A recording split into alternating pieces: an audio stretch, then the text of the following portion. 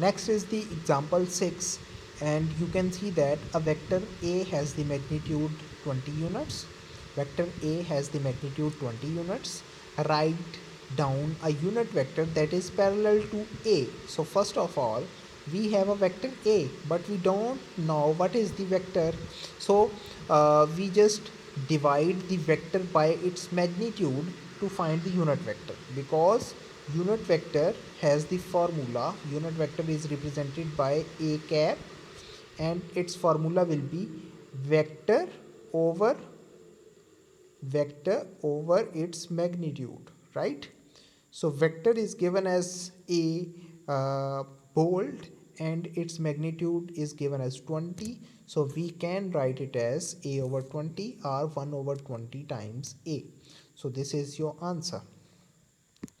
Next, if alpha times a plus mu times b is equals to lambda times a plus mu times b is equals to alpha times a plus beta times b. So these are two vectors given, are the non-zero vectors a b. Here the vector a and b are non-zero, are not parallel. So if they are not parallel, then alpha is equals to lambda and beta is equals to mu. It means that they both are same.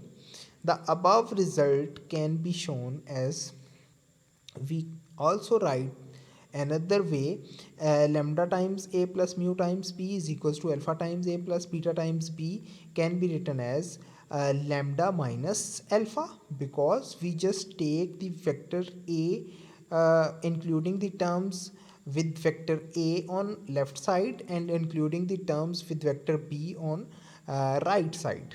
Okay, after that we just subtract these coefficients. Your answer will be lambda minus a times alpha times a vector and beta minus mu times b vector. But two vectors cannot be equal unless they are parallel or zero.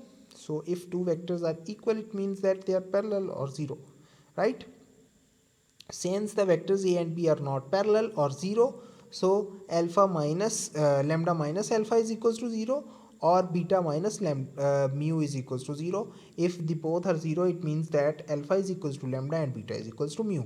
So that is not correct, which is shown in the first statement. So it means that if the two vectors are equal or parallel, it means that alpha is equals to mu. Okay, here the given example is example 7. Given that 5a minus 4b, that is equals to 2s plus t times a plus s minus t times b. Okay, so here we have the two vectors that are equal. Where the non-zero vectors a and b are not parallel, find the values of the scalar st, right? So first of all, if we compare the coefficients, we can say that coefficients of vector a on both sides, so it will becomes 2s plus t is equals to 5.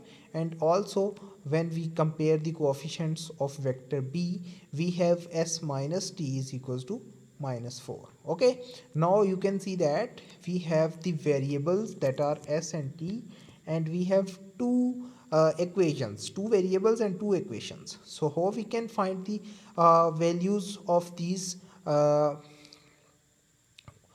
variables? That we use some of the methods. You can use the simple addition method, or also you can say that solving the simultaneous equations. Okay, so if we solve the simultaneous equations, how? When we add these two equations, 2s plus 3s, that is equals to 3s, t and minus t are cancel out, 5 minus 4, that is equals to 3. So it will becomes s is equals to 1 over 3.